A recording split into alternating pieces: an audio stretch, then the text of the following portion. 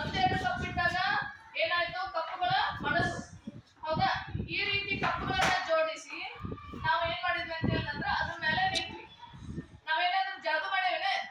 ಇಲ್ಲ. ಇದಕ್ಕೊಂದು ಏನೈತೆ ಅಂತ ಹೇಳಿದ್ರೆ ವೈಜ್ಞಾನಿಕ ಕಾರಣ ಇದೆ. ವಿಜ್ಞಾನಕ್ಕೆ ಸಂಬಂಧಪಟ್ಟಂತ ಒಂದು ಕಾರಣ ಇದೆ. ಏನೈತೆ ಅಂತ ಹೇಳಿದ್ರೆ ಆಗಲೇ ಒಂದೆರಡು ಕಪ್ಪುಗಳನ್ನ ಅಷ್ಟ ಹಾಕಿದ್ವಿ.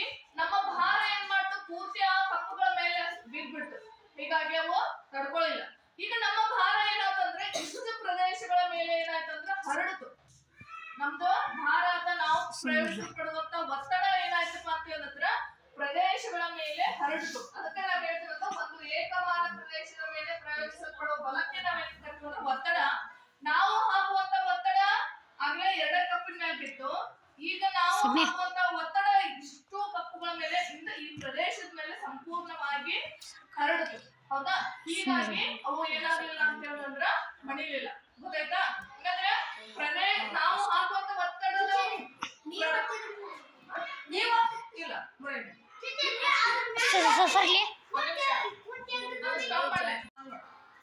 ಪ್ರದೇಶ ಹೆಚ್ಚಾಗುದಂಗ ಒತ್ತಡನ ನಾವು ಹಾಕುವಂತ ಒತ್ತಡನ ಅದ್ರ ತಕ್ಕಂಗೆ ಏನಾಗ್ತದಂದ್ರ ವಿಸ್ತಾರ ಆಗ್ತದೆ. ಗೊತ್ತಾಯ್ತಾ?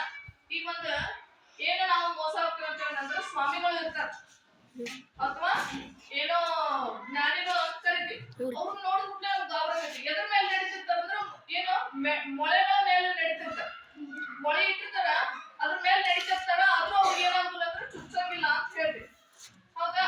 ಅಥವಾ ಮುಳ್ಳಿನ ಕಟ್ಟಿ ಮೇಲೆ ಕುಂತಿರ್ತಾರೆ ಕೆಲವೊಂದಿಷ್ಟು ಸಾಧು ಸನ್ಯಾಸಿಗಳು. ಯಾಕಂದ್ರೆ ನಿಮ್ಮನ್ನ ನಂಬಿಸ್ಬೇಕು. ಯಾಕೆ ಕುಂದ್ರಕ್ ಸಾಧ್ಯ ಇದ್ದಿರ್ತೀವಿ ಅಂದ್ರೆ ಅವ್ರು ಹಾಕುವಂತ ಒತ್ತಡ ಏನಾಗುತ್ತಂದ್ರೆ ಆ ಪ್ರದೇಶ ತುಂಬಾ ಹರಡುವುದರಿಂದ ಅದು ಏನಾಗುದಿಲ್ಲ ಅಂತ ಹೇಳಿದ್ರೆ ಅವ್ರಿಗೆ ಅವ್ರು ಚುಚ್ಚಂಗಿಲ್ಲ.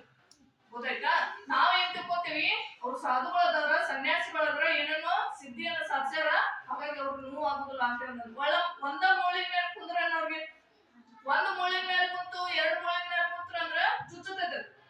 ಅವ್ರು ಏನ್ ಮಾಡ್ತಾರಂದ್ರ ಮುಳ್ಳುಗಳ ಪಟ್ಟಿ ತಗೊಂಡಿರ್ತಾರ, ಅದ್ರ ಮೇಲೆ ಕುಂದ್ರಕ್ ಸಾಧ್ಯ ಐತಿ. ಯಾಕಂದ್ರ ಅವ್ರ ಭಾರ ಎಲ್ಲ ಏನಾಗ್ತೈತಿ ಆ ಪ್ರದೇಶದ ಮೇಲೆ ಹರಡ್ತೈತಿ. ಹೀಗಾಗಿ ಅದು ಏನಾಗುದಿಲ್ಲ ಅಂತ ಹೇಳಿದ್ರೆ ಅವ್ರಿಗೆ ಯಾವುದೇ ರೀತಿಯಾದಂತ ತೊಂದರೆ ಆಗುದಿಲ್ಲ. ಗೊತ್ತಾಯ್ತಾ?